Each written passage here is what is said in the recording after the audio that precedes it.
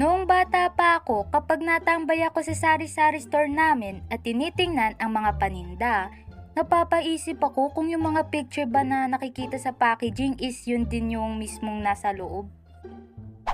Uy, may manok sa noodles na to. Mukhang masarap yan ah.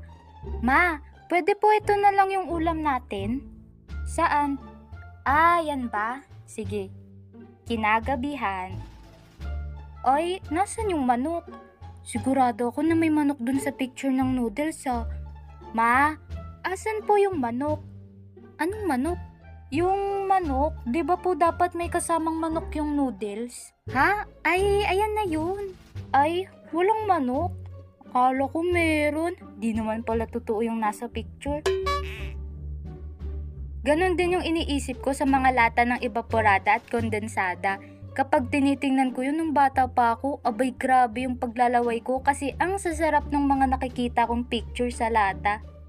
Ang sasarap naman ng mga nasa loob ng lata na yan, matatamis.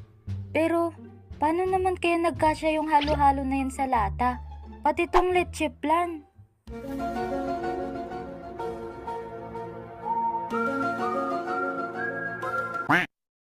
Dati rin, kapag nasa tindahan kami ng bunso kong kapatid, Uy, hulaan ko. Kumukupit kayo, no? Hoy, anong kumukupit? Hindi ah. Abi, kayo kumuha na naman kayo ng candy. Naku, pag yung ngipin nyo talaga nagsipagsakit, alagaan yung mga ngipin nyo.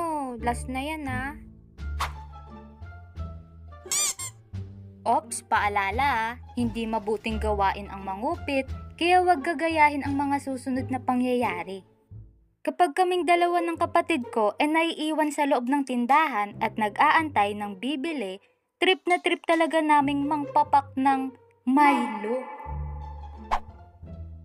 Kasi sino ba namang di gustong mampapak nun? Ang sarap-sarap ng chocolate powder ng Milo.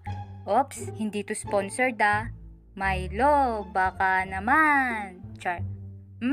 Sarap. Kinabukasan. Sakit ng lalamunan ko Tas alam nyo yung chocolate stick na choco-choco? Naku, isa pa yan sa mga target namin magkakapatid. Yum yum yum, ang tamis, isa pa nga. Kapatid, tama na yan. At baka masobrahan ka na sa kakakain mo ng matamis. No, kumain ka lang ng chocolate. Matamis yan. Gusto mo yan, di ba?